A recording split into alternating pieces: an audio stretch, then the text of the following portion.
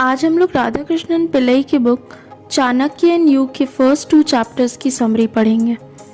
मैंने इस समरी को अपने शब्दों में लिखने की कोशिश करी है।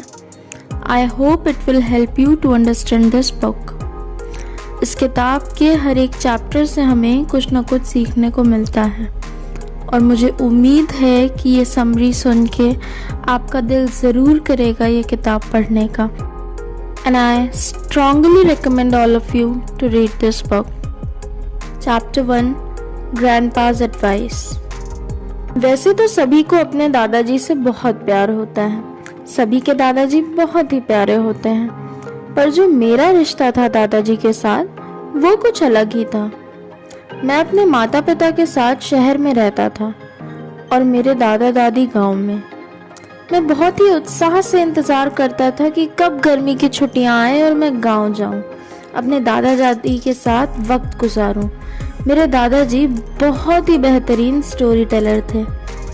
उनके पास बहुत सी कहानियां होती थी हमें सुनाने के लिए। उनकी एक लाइब्रेरी भी थी जिसमें बहुत सारी किताबें थीं और सबसे अच्छी बात तो ये थी कि उन्होंने बहुत ही तरीके से बकायदा लेबल लगाकर सजा के रखी थी हर किताब। फिर जब हम लोग गए दादाजी से मिले, मेरे कजिन ने दादाजी से ये सवाल किया कि क्या ज़्यादा इम्पोर्टेंट है, किताबें पढ़ना या कहानियाँ सुनना। दादाजी ने कहा कि दोनों ही ज़रूरी हैं। हर किसी को किताबें पढ़ना नहीं पसंद, पर सबको कहानियाँ सुनना पसंद है। और जैसे जैसे ही हम कहानी की गहराई में उतरते हैं, उस कहानी पे अपना पूरा ध्यान देते हैं, तो कुछ ना कुछ परिवर्तन ज़रूर आता है हम पे। हर कहानी हम पर कुछ ना कुछ असर ज़रूर छोड़ देती है। तुम सब तो नसीब वाले हो कि तुम्हें स्कूल जाने को मिलता है। तुम सबको किताबें पढ़ने की कोशिश करनी चाहिए। उस वक्त मुझे महसूस हुआ कि दादाजी ने हम सभी को संदेश दिया कि बहुत कम लोग होते हैं जिन्हें पढ़ने का, स्कूल जाने का मौका मिलता है। इसलिए अगर हमें मौका मिला है तो हमें किताबें पढ़नी चाहिए। उस दिन से मैंने ये निर्णय लिया कि मैं अब से किताबें पढ़ने की कोशिश करूँगा। शाम को जब मेरे सारे कजिन्स मार्केट चले गए, तब मैं तेज़ी से दादाजी के पास गया और मैंने उनसे उनकी किताबें देखने की इच्छा जाहिर की। उनके पास रामायण, महाभारत, उपनिषद से पंचतंत्र तक सभी किताबें थीं। मैंने उनसे पूछा कि आपकी सबसे पसंदीदा किताब कौन सी है। दादाजी ने तुरंत जवाब दिया, कौटिल्य अर्थशास्त्र। मैंने सोचा कि अब ये कैसी किताब होगी। मेरा मन पढ़ते हुए उन्होंने किताब मेरे सामने रख दी। कौटिल्य को चाणक्य के नाम से भी जाना जाता था, ऐसा दादाजी ने कहा। और फिर मेरे सामने बहुत सी कहानियाँ खुलने लगी। दूर से जब शोर की आवाज़ आई तो मैं समझ गया कि मेरे कजिन्स वापस आ गए। सभी दादाजी के स्टडी में आ गए और फिर एक बार हम सभी एक साथ बैठ गए दादाजी से नई कहानी सुनने के लिए। दादाजी ने शुरुआत करते हुए कहा कि भारत का इतिहास बहुत ही अनोखा है, बहुत ही समृद्ध और विशाल है। It is about the huge mountains, जैसे कि महल, मंदिर, विशाल स्मारक। हमारा इतिहास हमें राजाओं और संतों के व्यक्तित्व के बारे में बताता है। यह हमें साहित्य के बारे में बताता है, जिसमें विज्ञान से कला तक सब शामिल है। लेकिन सबसे महत्वपूर्ण बात है कि हमारा इतिहास हमें स्पिरिचुअलिटी के बारे में बताता है।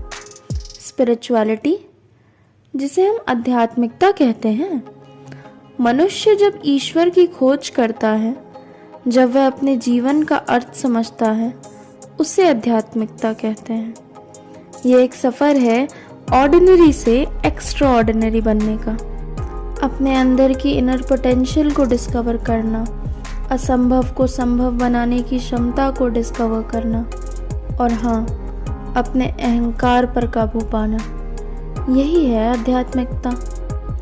उन्होंने आध्यात्मिकता को लेकर और भी बहुत कुछ समझाया, पर मुझे कुछ कुछ ही समझ आया। मुझे लगा कि शायद ये सब मुझे मैच्योर होने के बाद समझ आएगा। मैंने दादाजी से पूछा कि क्या मैं जब बड़ा हो जाऊंगा तो मैं मैच्योर हो जाऊंगा। उन्होंने कहा कि मैच्योरिटी उम्र के साथ नहीं, यह तो जीवन की समझ के साथ आता है। ऐसे बहुत से उदाहरण हैं जहां गुरु शिष्य से उम्र में छोटे होते हैं। ध्यानेश्वर महाराज, आदि शंकराचार्य, स्वामी विवेकानंद, इन सब ने कम उम्र में ही देह त्याग दिया था, पर बहुत से लोगों को शिक्षा प्रदान करी। दादाजी ने कहा कि मैच्योर होने का सबसे आसान तरीका है कि इतिहास पढ़ो। उसमें तुम्हें बहुत सी किस्से कहानियाँ मिलेंगी जिससे तुम्हें बहुत कुछ सीखने को भी मिलेगा, और वो सीख तुम्हें बहुत ही काम आएगी ताकि तुम वो गलतियाँ ना करो जो पहले लोगों ने की थी। इस दुनिया में 3 तरीके के लोग होते हैं।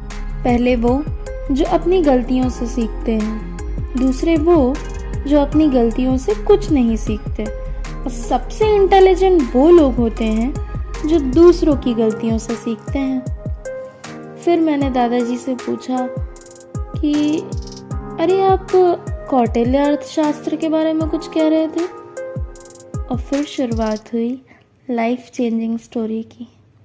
कौटिल्य।